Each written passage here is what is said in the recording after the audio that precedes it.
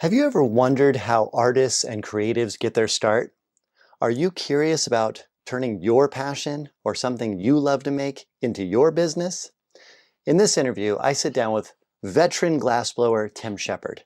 He's going to walk us through how he got his start, how he balanced the financials in the beginning, and how he ultimately turned something he loved into his full-time job. He's living a very good life as a professional artist, and you can too.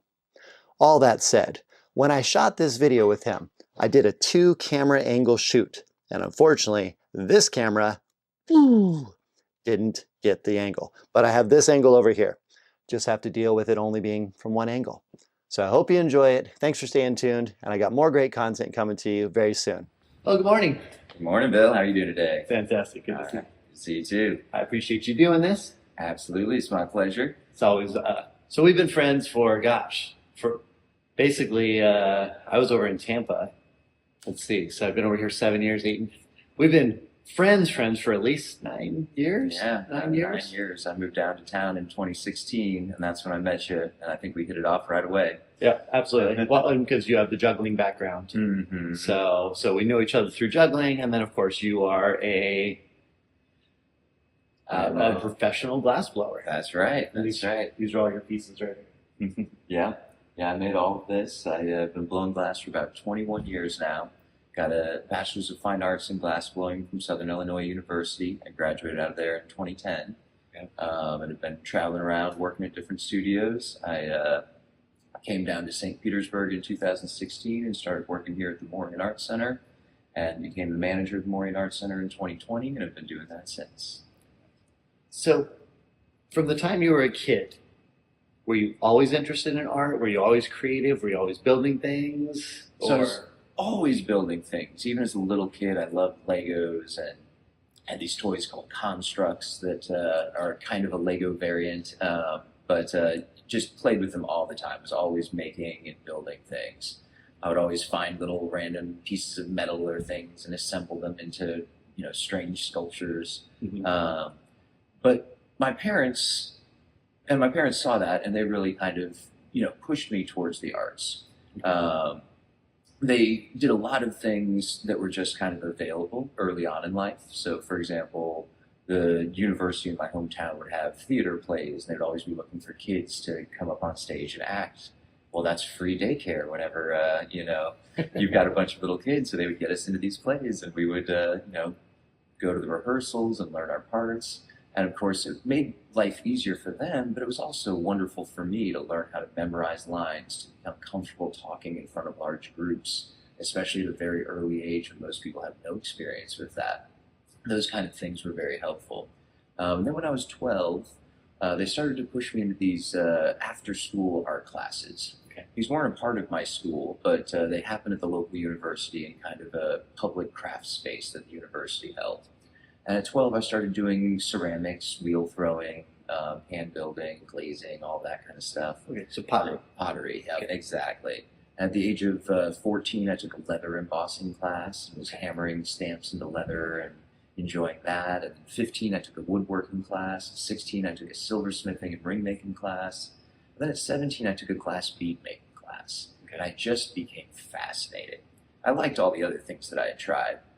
There was something about the fire and the heat, something about seeing the glass start to glow and then liquefy and start to drip and then wiggle around and move until it cools down and freezes right in front of your eyes once again. It just was sort of magical to me. So these were glass beads. Mm-hmm. And this was torch work. Exactly, yeah. Working on a small torch flame, melting little rods of glass and wrapping them around a metal pole or mandrel to create a bead with the hole in the center of it. Okay. And that just lit you on fire. Absolutely, metaphorically speaking, generally. But absolutely, it lit me on fire, and I got really interested in it. At the time, I was 17, so I had an after-school fast food job that I was working and saving money at. So I used that money to buy a little metal storage shed and a little torch, and I set up a glassmaking studio myself. I spent the rest of my senior year of high school just after school playing around and melting things, getting even more excited about it. Experimenting and exploring, yeah. So quick question, because my fascination, obviously all of it, but specifically one of the things I'm really interested in is how we turn our obsessions. Like you just said, you saw the glass melting, and this you had a bunch of different experiences with crafting and making things, but this really got you. Mm-hmm. So did you use the money from your after school job to buy the shed, buy the torch work, Mm-hmm. and then you just dove in? Yep, exactly. Did you have the instruction or? Well, I had taken classes in it before. So you had that. So I had the basics, the basics of instruction, and then I was just, freewheeling it. Yeah, I was just experimenting and seeing what I could do. I initially started off just continuing to make beads like I had been doing in the class. Okay. And then I started making the beads bigger and more sculptural, and then I stopped making them with a hole in the middle, so now they're just little freestanding figurine sculptures. Okay. And once I did that, I got a bigger torch and I started playing around with tubes and actually heating the tube and blowing into it to inflate a bubble. Classic glass blowing. Exactly. Up until that point, everything I was doing was SolidWorks. It was all just sculpting glass, basically. Okay. And about this time, when I'm in my senior year of high school, I have a class in high school where they say, you need to job shadow somebody for a day. Okay. I said, well, I could go to the library and job shadow my dad, but I've done that before. I've seen the library. I really am getting interested in this glass stuff. And I hear there's a professor of glass blowing in the glass blowing department at SIU. Could you set it up so I job shadow them? The teacher said, we'll see. So the next week, they get it all set up, and I end up going to the university. I was actually job shadowing the assistant professor, not the professor, but I met both of them that day.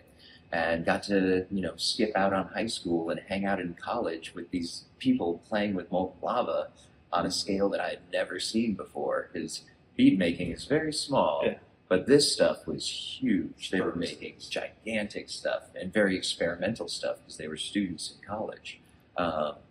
So it's super fun to watch. I got really excited by that, and I said, sign me up. I want to join this program.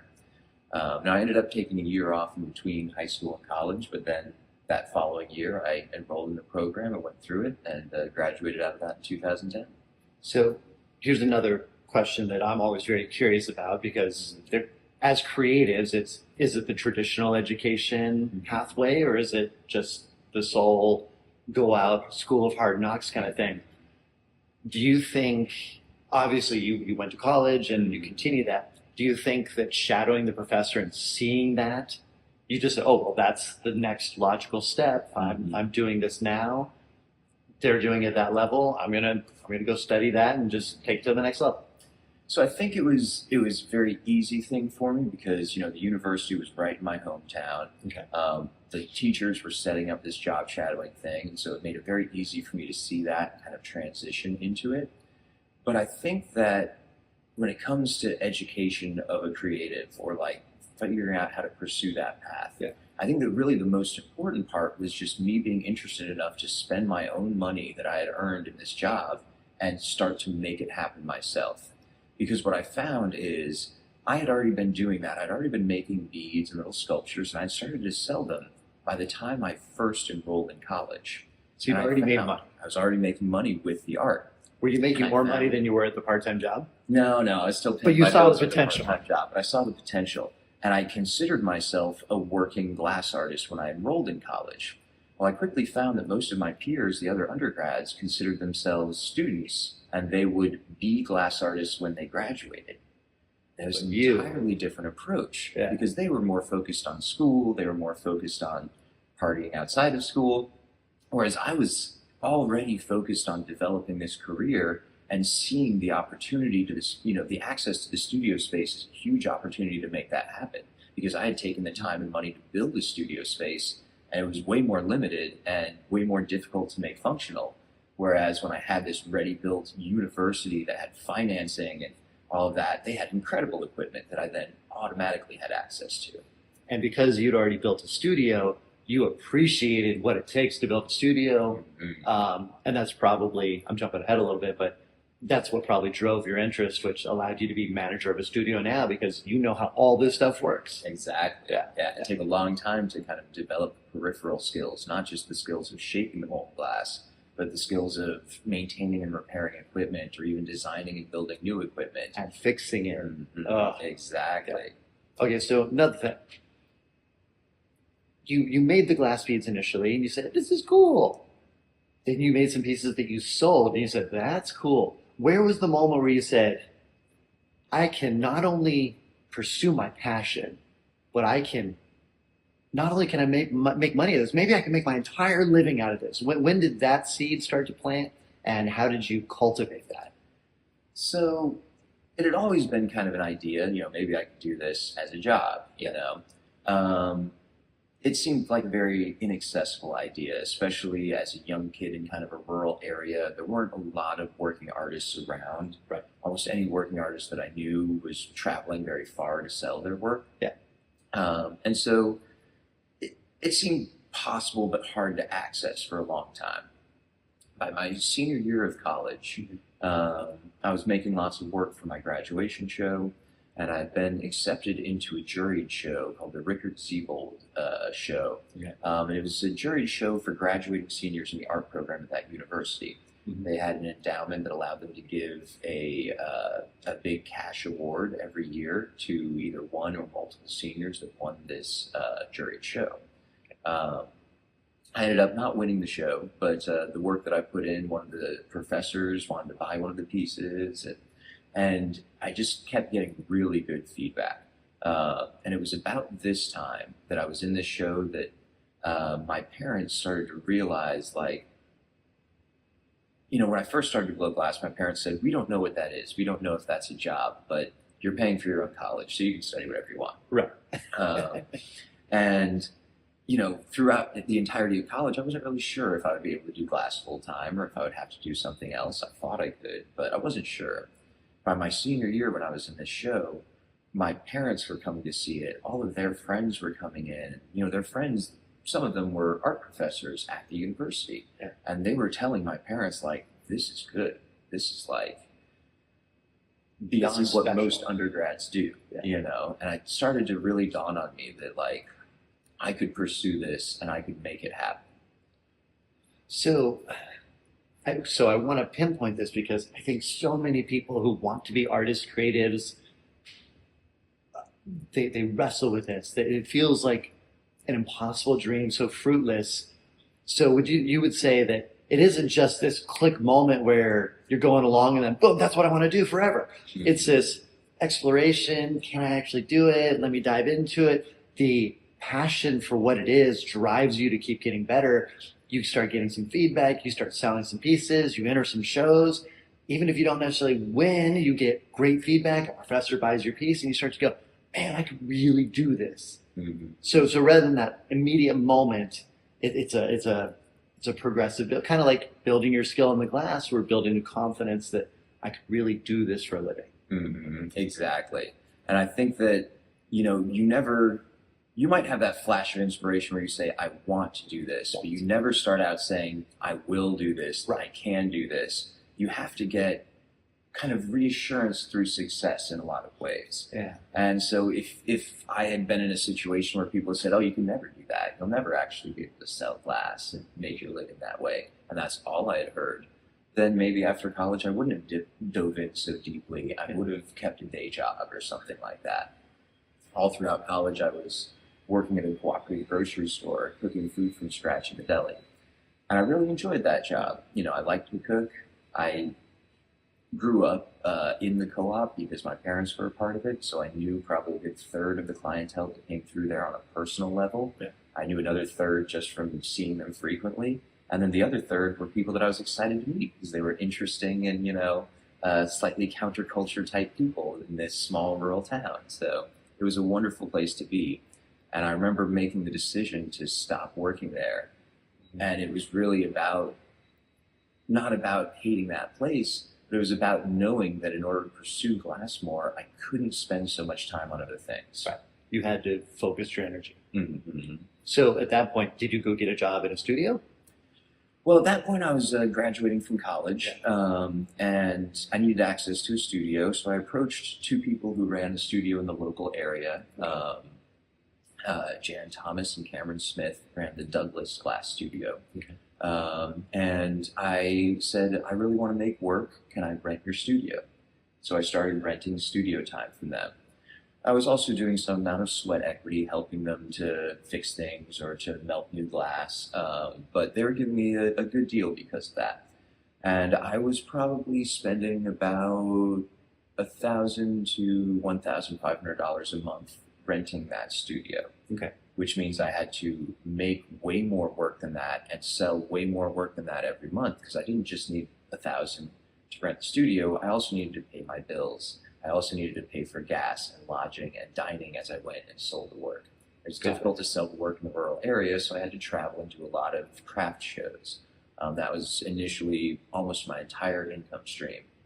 I would do between 2 and 4 craft shows a month. Yeah. And that meant every other weekend or every weekend I was driving somewhere, setting up a tent, selling work all weekend, and then driving back. And then throughout the week, I would be making work. I would have the studio for 3 to 4 days every week. So during the week, crank up production, pay for your studio time. In a way, you were getting a mentorship because you're working with these veterans, so you're seeing technique and learning things while also applying what you already know. Mm-hmm. Then you're dragging yourself out, setting up your tent, selling pieces direct, FaceTime with the people, and then turn around and do it again. And I think that that's something that a lot of artists should really focus on. A lot of artists, let me speak a little more specifically. A lot of college students that I went to school with graduated, and when they graduated, they knew they needed to make money. And so they got some kind of day job. Now, maybe it was a random day job, or maybe it was a day job in the art field that they went to work in. But it was a day job that would take up almost all of their time. Yes. And it might give them exposure to people and processes in the field that they were interested in, but it would take up a lot of their time. Right. And I find that in order to really progress your career, you need to spend time focusing on that. You spend all your time working for someone else, you never get to the point where you have that career. So if you do go after college or even straight out of high school and get a job working in an art studio for someone else who's already established and making work, the real key to that is you have to still take your weekends to make your own work. You have to take whatever time you can to make your own work. If you're not doing that, then you're not really pursuing that career. So I agree 100%. And I've seen this where people are working a full-time job and then they spend every waking moment away from that job other than sleeping and eating and showering, trying to cultivate their craft. And it is a grind. You're basically working 2 full-time jobs.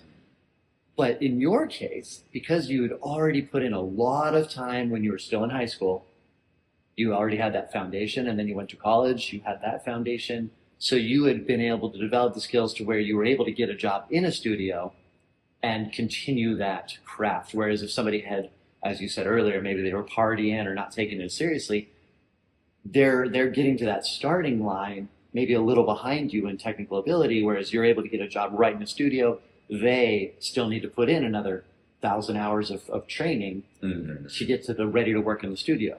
Exactly. Is that kind of accurate? Absolutely. And I think that practice is essential for technical ability. But even before you get to that point, you need this mindset. You need this drive to practice, which so many people in school didn't seem to have because they didn't consider themselves artists yet. And I thought that was just fascinating. So many of these students would leave the studio unused, even though they had access, and they would go do something else. They would go hike in the woods or something. And I was like, that's great, but I've hiked in the woods plenty, and I'm here for the studio. So if you're not using it, I'm going to jump in there and use it, you know? So do you think a part of that is just that you had tapped into your specific passion, and even though these other people were studying glass, and maybe they were interested in glass, maybe it was close to the thing that actually totally lights them on fire, but they hadn't quite found the thing that lights them on, but you had? Do you think that gave you the edge?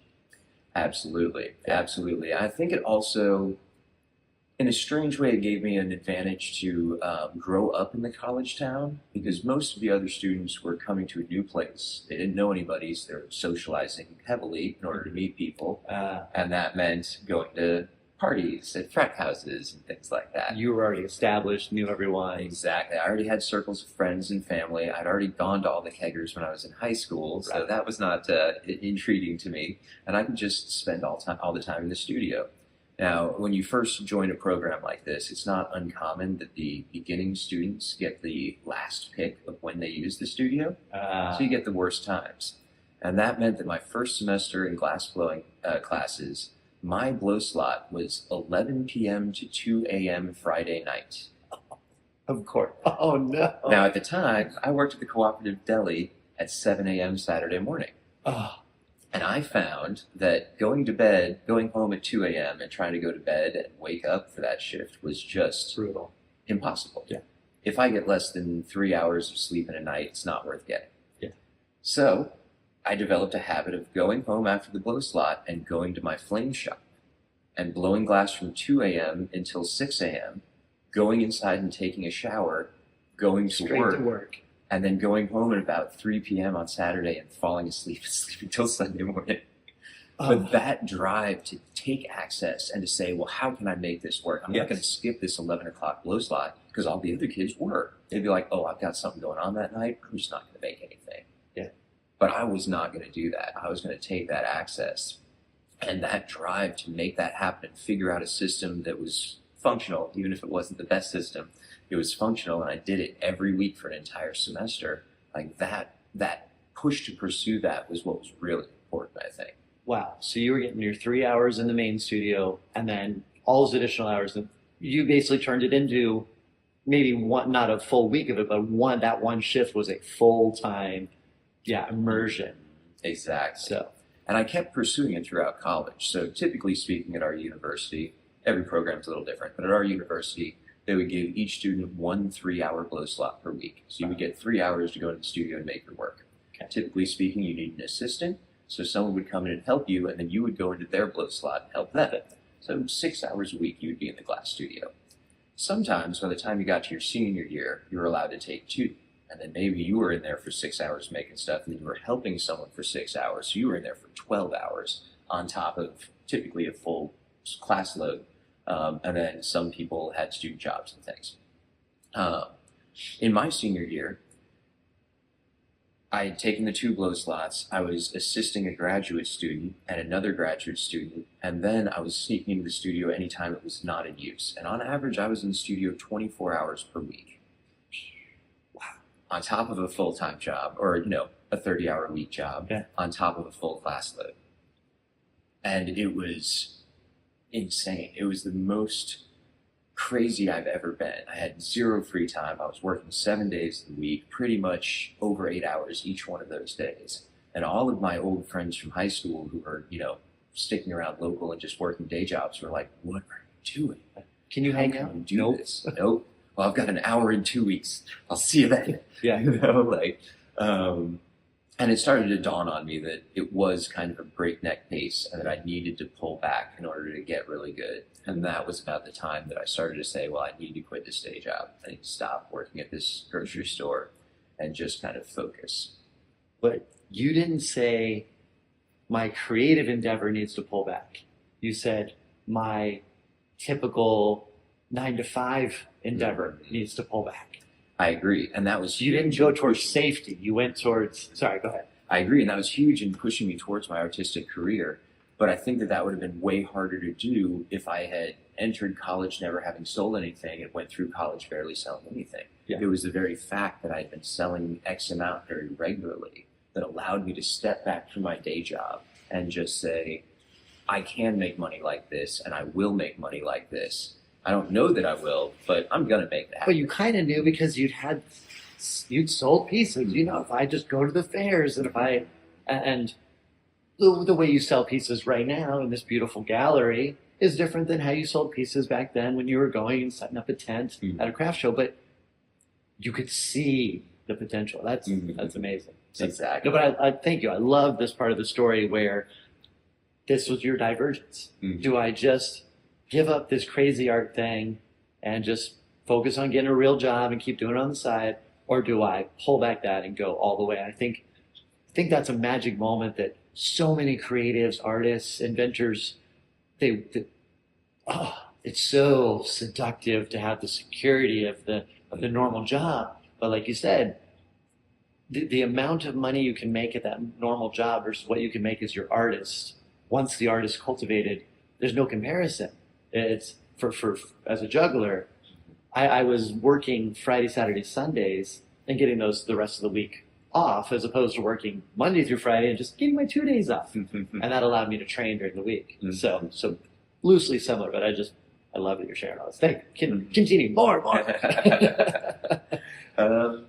Let's see, where should we go from here? So then you started training with them, the local studio. You were doing the craft fairs. Clearly, you're not doing that anymore. How did that build up to the point that you said, I'm ready for something else? What was the next? What was your next level up? Because that was working. You were making your money as an artist. You know, I was making money as an artist doing that. I was paying the bills on a monthly basis, but I wasn't getting super far ahead. I wasn't just really doing well. Yeah, I was treading water. Yeah. Exactly. And I'd found a studio on the Oregon coast that I could go out to in the summer times when the studio in Illinois I was working at would shut down for the summer heat. On the Oregon coast, it was much cooler. And they were offering me a full-time job. So I was trying to convince my partner at the time to go out to Oregon, and they didn't really want to do that. And so we were looking at other places to move. We both felt that we needed to leave the small rural town that we grew up in and, find greener pastures. And we ended up looking at a lot of different places, and we ended up moving down to St. Petersburg here. St. Petersburg has a surprisingly big glass blowing scene. I was very shocked when I saw it when I first came here to visit and saw it. Most cities I've been in have one big studio, maybe two, maybe one or two small private studios, right? But one or two big studios, that's it. St. Petersburg has several big ones. They have at least 4 big studios, another one that's being built, and then several different smaller private studios as well. And I was kind of shocked by how much glass blowing there was here. I started looking around the gallery scene, and there's a lot of glass collecting here as well, both here and in Sarasota.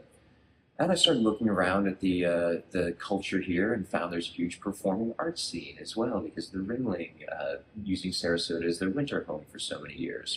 And so I became interested in this place and ended up moving down in 2016. Okay. When I moved down in 2016, I didn't have a job here. I didn't have a job anywhere. I just moved down and had a resume. So I walked around all these studios and went in with my resume.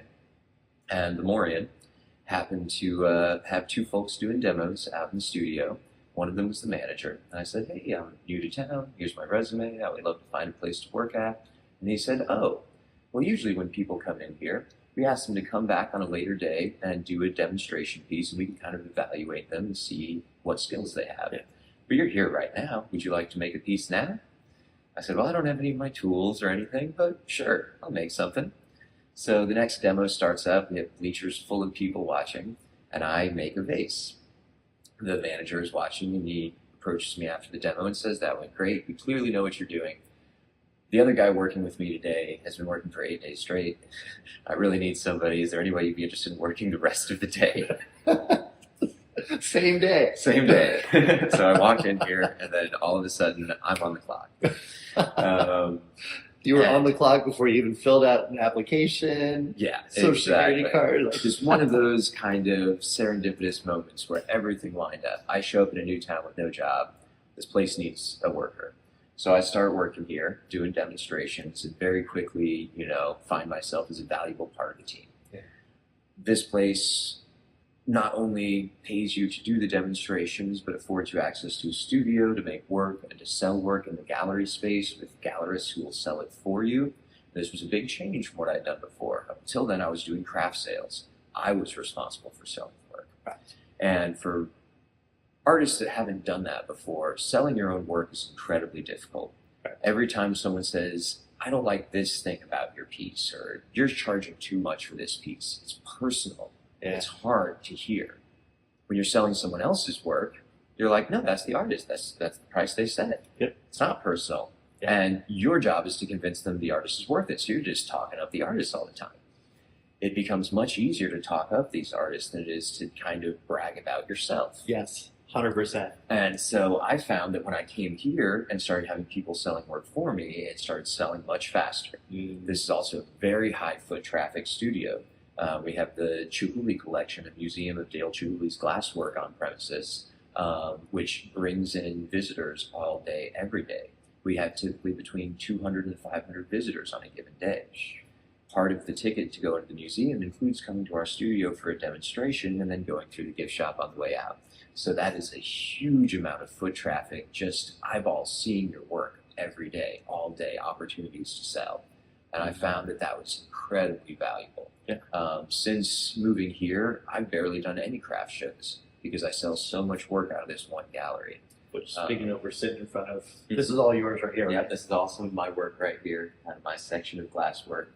You can see a wide range of things I do, from blown vessels to sculptures, pretty much anything you can imagine.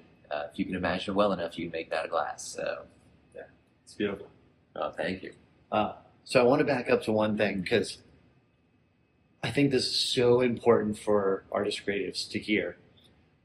You moved from Illinois to St. Petersburg, Florida, without a job, without really knowing what was going to happen, where you're going to go, how you were going to do it. There's different words for it. You trusted, you had faith, you believed. These are the words that hover around in the artist's vocabulary, but you just trusted that it would come together, that the answers would appear. It's like the tight wire walker who knows if they fall, the net will appear. It may be down there in the darkness somewhere. And as artists, we are constantly walking that tightrope. So were you just like, I'm committed, no matter what it takes, I'm going to get it? Or did you say, how did you cultivate that trust to believe in yourself to do it?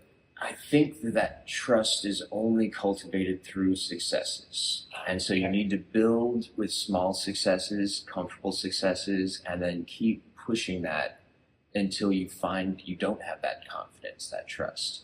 I think that a big part of it for me was doing all the craft shows. I knew that I could show up in a random park and set up a tent and sell work. I knew I could talk to people and I could do things like that. I also had the experience in Oregon after college of working at the studio, teaching classes, helping the public to come in and make their own piece. And all of these peripheral skills that aren't directly geared towards me making my own work, I knew I had those, and I knew that I could make some money with them, no matter where I went, And so I think that I had all of these experiences under my belt that allowed me to have that confidence or belief. I think it's very hard to have that belief if you don't have those successes. I think that's where a lot of people get stopped. You graduate from college, you've never really seen or sold any work. Of course, it sounds good to take a job in the brick factory selling bricks, on the phone, as opposed to spending $1,000 a month renting a studio. Who knows if that's going to come back to you? Yes. Mm-hmm. Oh, so that's another thing. Investing into your craft. Mm-hmm. In fact, this is one of the blow-ups. I was just writing about this, and I'm working on my memoir as a performer. I was just working on this where, at the time, I needed to fix my truck. I was riding my bicycle I had 4 part-time jobs, and I was riding my bicycle to them. And I needed to save up $1,600 to fix my truck. I had a truck, but it needed to be fixed. And when this whole, like the glass lit you on fire, when the juggling lit me on fire, I bought $1,000 worth of juggling equipment in like a month. And my mom, who's generally very supportive, was like, "What are you doing? Wow, what? You almost would have had enough to fix your truck. What are you doing? A unicycle shows up and juggling equipment of all sorts, and I'm building a prop stand, I'm buying costuming, and I didn't even know if I'd had a gig at that point yet. I was just investing into it.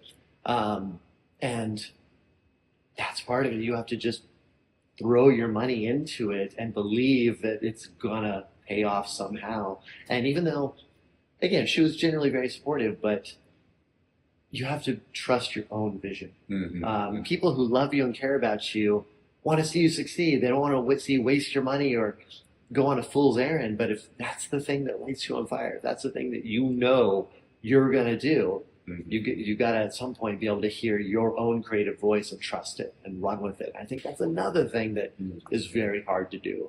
Mm-hmm. Absolutely. Well, and how can you take that money from the truck fund and put it in the juggling prop fund if you don't think you will actually make money off of it? Right. You can't. And that locks a lot of people into this kind of, day job mindset of, well, I need this money to pay my bills. Well, I need to do this job to get that money. I guess I just have to do this job, you know. Yeah. And I think that figuring out ways to make that finance work is important, even in little ways at first, because that success builds the confidence, the belief that you need to commit, you know, to do that big jump of faith at some point. Because at some point, everybody has to do that. Yeah. Well, for me, when I became a professional juggler, what that really meant was walking around restaurants twisting balloons for tips. Mm-hmm. It was the thing that was actually making money. And for me, I wanted to be a juggler, and I was working these 4 part-time jobs. But twisting balloons table to table at restaurants was closer. I couldn't get any gigs as a juggler. A, I wasn't that good, and I didn't know how. And there wasn't a good street performing scene where I was. But twisting balloons table to table was closer. Mm-hmm. Doing kids' birthday parties as a character or a clown or as a superhero was closer. There was all these things that were closer until finally we landed the Legoland gig that turned into a 3-year contract. And by the time we'd left there, after 3 years, we'd done something like 3,200 shows, Mm-hmm. which was mind-blowing. But that was where it began. But that took a couple of years of Mm-hmm. dedicated work to get there. And like you were saying, you were doing that midnight shift Mm-hmm. to do it. I would work my morning shift at the part-time job, then do my afternoon, evening shift, get off the Little Caesars job around 10:30, ride my bicycle home, get home at 11:15, have dinner, then around midnight, I would put a pillow down and I'd kneel on the pillow, and I'd put another pillow behind my knees so my knees wouldn't hurt, and I'd kneel in the corner of my room, and I just sat there till 2 a.m., 2 hours a night, and I would just juggle literally in the corner of my room, kneel down because it saved time, because I wouldn't have to lean over and pick up the props if I was already kneeling on the ground. So I'd practice juggling, and that laid that foundation. Mm-hmm. So And I think you touched on something very interesting here, both in your story and mine, which is that it's almost never going to be easy and comfortable. It takes all of your free time just to live, you know, in this country, in this world. In order to build something beyond just living, you need more time than just your, you know, regular 9 to 5. You need every minute. You need to be putting these times in that should be your time. Yeah. And you need that your time to be building. Yeah. You know, building this next thing that is so important to you, you know. and other things, there are sacrifices. Mm-hmm. So I just met with my editor for the book project, and we were talking about this exact thing. And she said, well, what were some of the sacrifices? I said, well, my 7.5-year high school sweetheart who we were engaged, when I went into this, she lived about an hour away from me at the time. And I told her, I said, I can come see you once a week. Whereas we had been seeing each other 3, 4, 5 times a week, all through high school. And all of a sudden I'm like, I can come see you once a week. So the rest of the time I'm training. She was very understanding, but that started to create, I mean, it's a strong argument that I lost my first love, this 7.5-year relationship, because I went after this so hard. And I'm not glorifying that so much as to just say, there will be sacrifices to pursue something you love. It may not be a relationship, but it's just, you, as you said, you've got to find that time somewhere. Right. At the very least, it's your own time. Yes. If not your own money, and lots of it. Yeah. So I think we touched on a bunch of them, but what would be your advice to artists, creatives coming up? What would be your advice? Yeah. So, obviously, every art field is a little different, but I'm the most familiar with glassblowing. And as I was starting to work in the glass field, you don't have much control of the material. The things you're making are coming out kind of funky looking. Yeah. And if you don't really know what you're trying to make, they're going to come out even more funky looking. And at some point, someone told me, you really need to keep a sketchbook, because it's way cheaper to design something on paper than it is to rent studio time and design it in the studio. And if you can't get it looking good on paper, you have almost no chance of getting it to look good in the studio out of molten glass. So you really should take your time to know exactly what you're making. Have a drawing, show it to your assistant so they know exactly what you're making.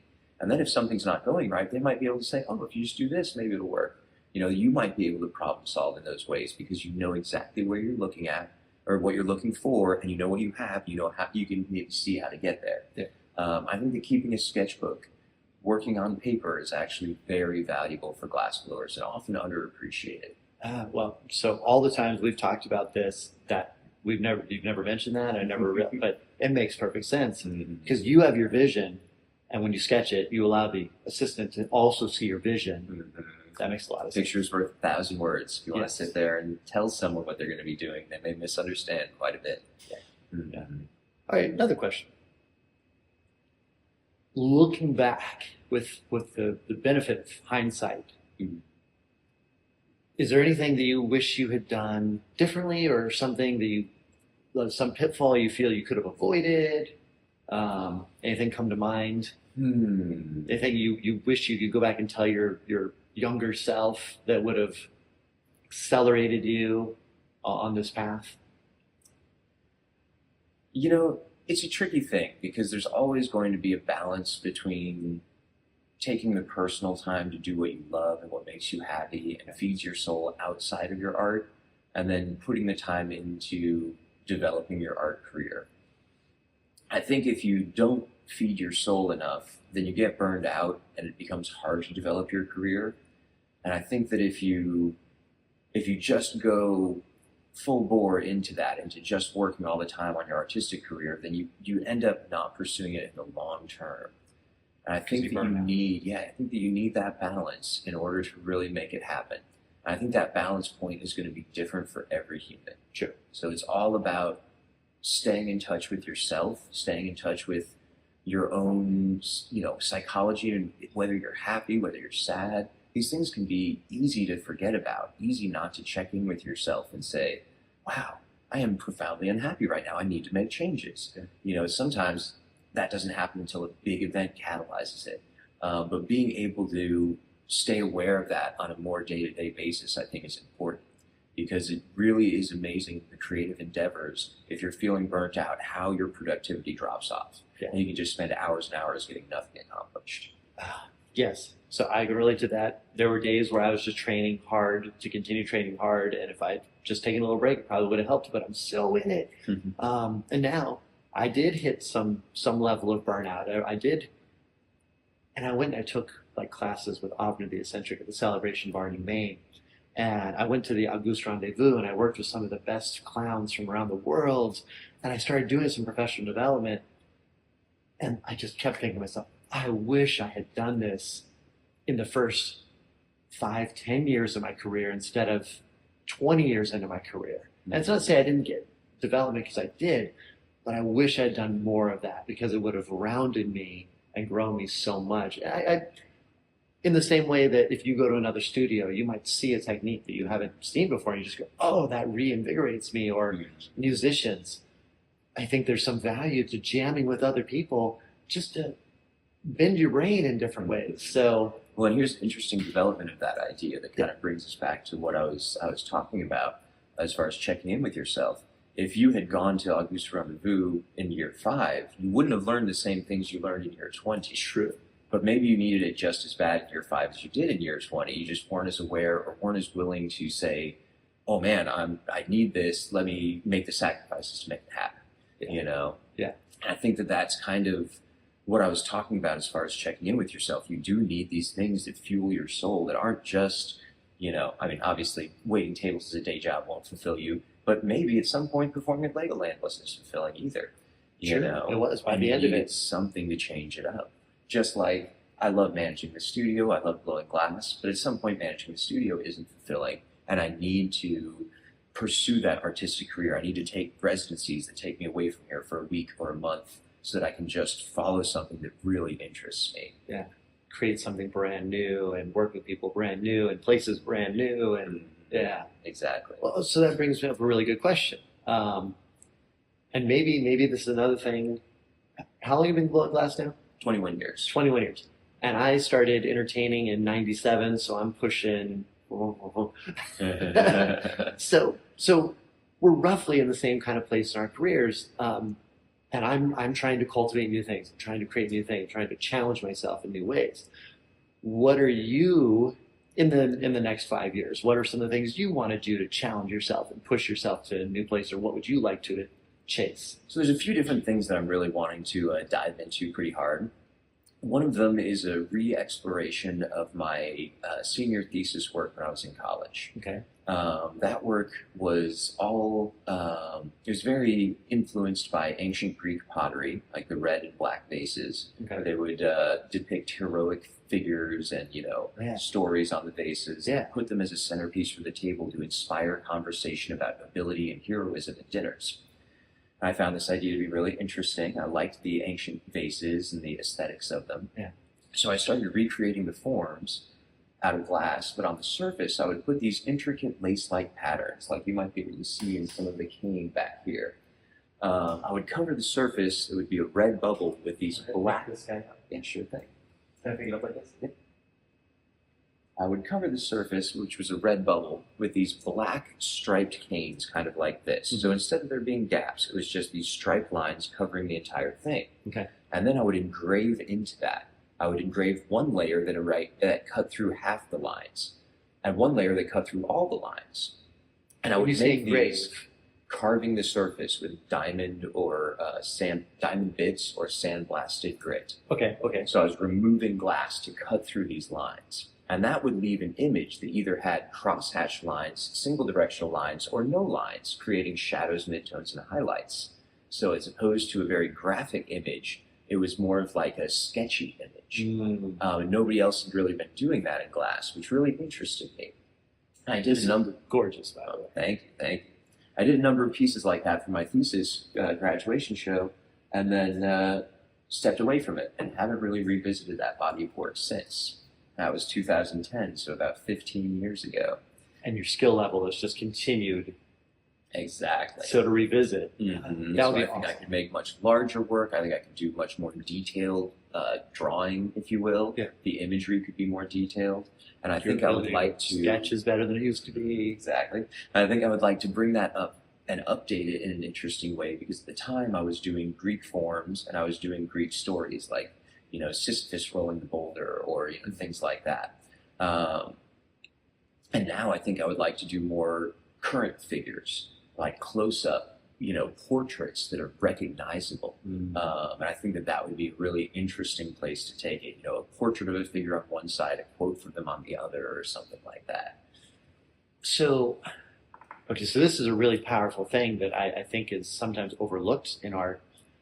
You're adding a story to the work. Mm-hmm. I mean, don't get me wrong. This is a beautiful piece, Mm-hmm. and it is in the shape of a heart. So the story is love, Mm-hmm. but I don't know that this has some tie to an ancient. It's a beautiful piece, Mm-hmm. but if this suddenly you pick that up and you go, oh well, this is actually the heart of who's the Aztec god or something like that. So, right. And you go into this whole story, and I traveled to Central and South America, I had glass work there, and adopted these techniques, and this is all of a sudden, because as humans we're so drawn to story. Mm-hmm. If each piece has a story as well, Mm-hmm. be it an ancient story or your story, there's just this added value to it. So I love it. Oftentimes in the glass world, that's kind of what they talk about as being the defining line in between using the material for craft and using it for fine art. Craft is all about the object you make, whereas the fine art is all about the story and the peripheral explanation of the piece. You have to make something beautiful and wonderful if you're making fine art as well. The object has to be impressive, but it's not just about the object almost ever. It's all about the story of what the artist was thinking and why they made the object. So, gosh, that's so good and so profound. One of my pet peeves became, arguably, we were very successful as jugglers and entertainers. But one of my pet peeves became, I'd walk across the ship after we performed, we'd do a great show, and people go, there's the juggler. And they're correct. Mm-hmm. I am the juggler. But I realized that I was a caricature. I was a caricature of this thing. I wasn't myself. I wasn't a real anything. I was just the juggler. I was the person who had this ability to throw things in the air and tell some jokes, and maybe it shouldn't have, but it started to eat at me, but in a good way, in a way that made me say, I want to be more than just the juggler. I want to be something above and beyond just the juggler and entertaining people and making them laugh and allowing them to forget their problems for a minute. Important. Mm.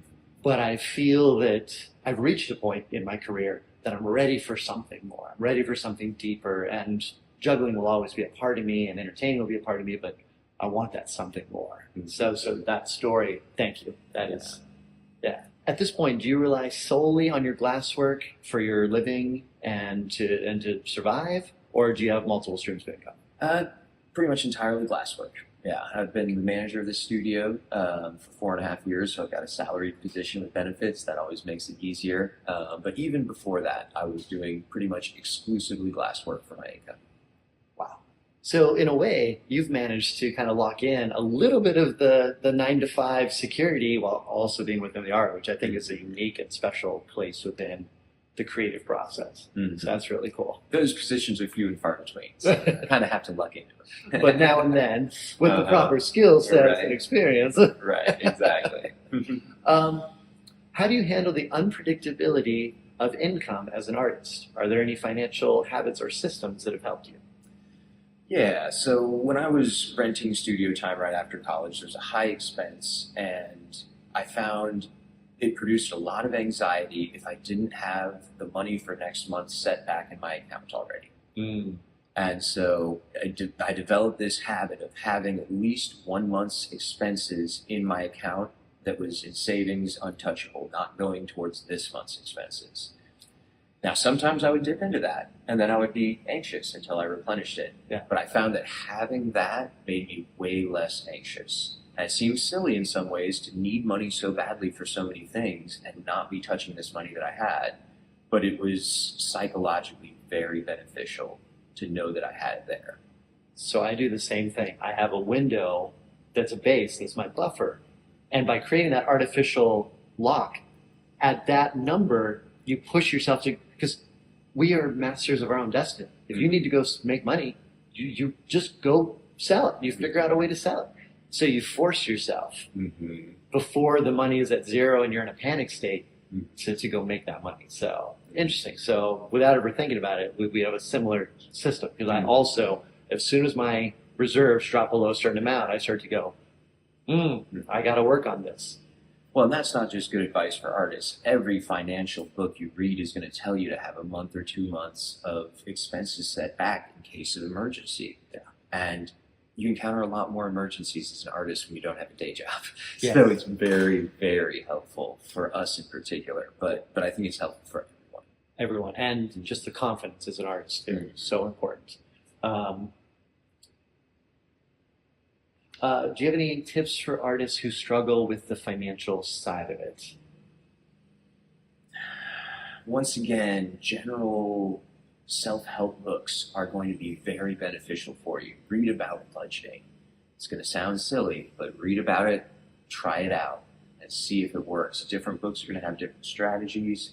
Try them out and see if they work for you. There's no one right answer or off-the-shelf solution that'll work for everyone. And especially if you're building a career as an artist, there's going to be a lot of custom, things that you do to make it work. And figuring out your finances is going to be one of them. It's going to be a lifelong one. It's going to be a big one.